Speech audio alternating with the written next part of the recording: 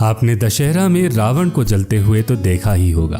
प्राचीन सभ्यता से ही लोग और समाज के लिए इसका खास महत्व है, लेकिन इस महान त्योहार को कई अलग तरीकों से भी मनाया जाता है। क्या आपने कभी नेपाली समाज के दशहरे के बारे में सुना है? आज द कॉर्ड पर हम बताएंगे नेपाली समाज के लोगों के लिए दशहरे की खासियत क्या है। हम बताएंगे दशहरे का महत्व नेपाली समाज के दृष्टिकोण से।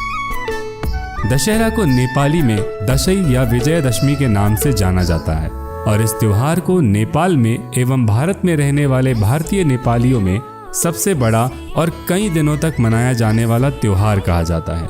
इसीलिए नेपाली समाज में इसे बड़ा दशै भी कहा जाता है। इस त्योहार को पूरे 15 दिनों तक मनाया जाता है, जिसकी शुरुआत शुक्ल पक्ष के दिन होती है, जिस दिन नवरात्रि की भी शुरुआत होती है। दूसरी कम्युनिटीज में दशहरे का त्योहार दशमी में खत्म हो जाता है, लेकिन नेपाली समाज में दशै को पूर्णिमा के दिन तक मनाया जाता है। इन 15 दिनों में पहले 7वें, 8वें, 9वें, 10वें और 15वें दिन का खास महत्व रहता है। दशै यानी विजयदशमी का जश्न बुराई के ऊपर अच्छाई की जीत का जश्न होता है। माँ दुर्गा का महिषासुर के ऊपर प्राप्त की गई जीत का जश्न। ऐसी मान्यता है कि महिषासुर ने कई सालों तक तपस्या की थी और ब्रह्मदेव ने प्रसन्न होकर उसे ये वरदान दिया था कि उसकी मृत्यु किसी भी देवता या पुरुष के हाथों नहीं हो सकती। महिषासुर ने सोचा कि वो अमर हो गया है और इसी अहंकार से समस्त विश्व पर अत्याचार करने लगा और देवलोक पर भी उसने अपना राज स्थापित करने की कोशिश की। सारे देव सहायता के लिए त्रिदेव यानी ब्रह्मा, विष्णु और महादेव के पास गए तो तीनों देवों ने शक्ति कुंज को एकत्रित किया और वहां से सर्वशक्ति स्वरूप माँ दुर्गा उत्पन्न हुई। इसके पश्चात भगवान विष्णु से माँ दुर्गा को सुदर्शन चक्र, ब्रह्मदेव से कमंडल और महादेव से त्रिशूल प्राप्त हुआ।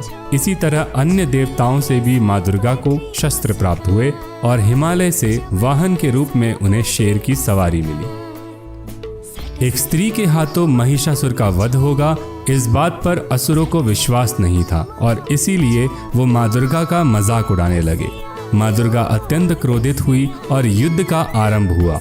9 दिनों के इस भीष्म युद्ध के बाद माँ दुर्गा ने महिषासुर का वध किया और इसी तरह बुराई पर अच्छाई की जीत हुई, जिसे विजयदशमी या दशै के रूप में धूमधाम से मनाया जाता है। नवरात्र के पहले दिन घट स्थापना अर्थात कलश की स्थापना की जाती है। कलश माँ दुर्गा का प्रतीक माना जाता है। इस दिन जौ के बीजों को बोया जाता है, जिससे जौ घास प्राप्त होती है और नेपाली में इसे जमरा कहा जाता है। 9 दिनों तक माँ दुर्गा के 9 विभिन्न रूपों की पूजा की जाती है। घट स्थापना के दिन अर्थात पहले दिन हिमालय में जन्मी माँ शैलपुत्री की पूजा की जाती है, ताकि भक्तों को उनसे शक्ति, साहस और धैर्यता का आशीर्वाद प्राप्त हो। दूसरे दिन माँ दुर्गा के ब्रह्मचारिणी रूप की पूजा की जाती है, जिससे भक्तों को मोक्ष की प्राप्ति हो सके।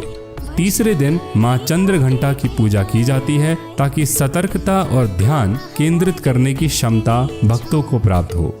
चौथे दिन माँ कुष्मांडा की पूजा होती है, जिससे भक्तों को रचनात्मकता प्राप्त होती है। 5वें दिन माँ स्कंद माता को पूजा जाता है, जो भक्तों को कला और दया भाव प्रदान करती है। इसी तरह 6ठे दिन माँ कात्यायनी और 7वें दिन माँ कालरात्रि की पूजा की जाती है। 7वें दिन को यानी सप्तमी को नेपाली समाज में फूलपाती के रूप में मनाया जाता है। नेपाली हिंदू कम्युनिटी में फूलपाती का बहुत ज्यादा महत्व है। ऐसा कहा जाता है कि फूलपाती दरअसल 9 पवित्र पौधों का संयोजन है, जिसमें राई स्टॉक, केले का पत्ता, हल्दी, अनार, वुड एप्पल, अशोक, अदरक का पौधा, जयंती और मनवृक्ष को घर में लाया जाता है। माना जाता है कि ये 9 पौधे उनसे जुड़े 9 देवी देवताओं को घर में लाते हैं। इस पूरे कॉम्बिनेशन को नवपत्रिका कहा जाता है। इस दिन नेपाली समाज के लोगों द्वारा फूलपाती शोभा यात्रा निकाली जाती है। इसके बाद 8वें दिन यानी महाअष्टमी को माँ गौरी की पूजा की जाती है। 9वें दिन माँ सिद्धिदात्री की पूजा होती है। दशमी के दिन सभी नेपाली लोग वरिष्ठ लोगों के हाथों द्वारा टीका लगवाते हैं और उनसे आशीर्वाद प्राप्त करते हैं। हर व्यक्ति में अच्छाई और बुराई होती है और ऐसी कामना की जाती है कि माँ भवानी से सभी को आशीर्वाद प्राप्त हो और हर व्यक्ति के अंदर की बुराई मिट सके। टीका चावल के दाने, लाल अबीर और दही के मिश्रण से बनाया जाता है। अबीर का लाल रंग खून का प्रतीक है, जो बताता है कि खून के रिश्ते हमेशा मजबूत बने रहे। दही का सफेद रंग शांति और समृद्धि का प्रतीक माना जाता है। टीका के साथ जमरा यानी जौ घास दी जाती है और केले के पत्ते में टीका लगवाने वाले को दक्षिणा दी जाती है।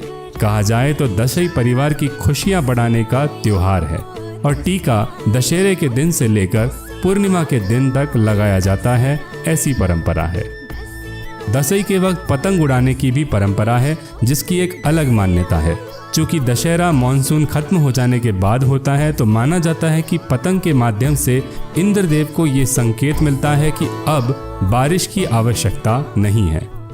दशई के अवसर पर झूला झूलने की भी परंपरा है, जिसे लिंगे पिंग कहा जाता है और माना जाता है कि इसे झूलते वक्त पैर धरती से अलग हो जाते हैं और इस समय धरती माता को राहत मिलती है। तो ये थी नेपाली समाज के द्वारा एक विभिन्न तरीके से मनाए जाने वाले त्योहार की कहानी, उनकी परंपरा और उनके रीति रिवाज। द कॉर्ड की टीम की तरफ से हमारे सभी व्यूअर्स को दशहरे की हार्दिक शुभकामनाएं देते हुए हम इस वीडियो के साथ आपसे विदा लेते हैं।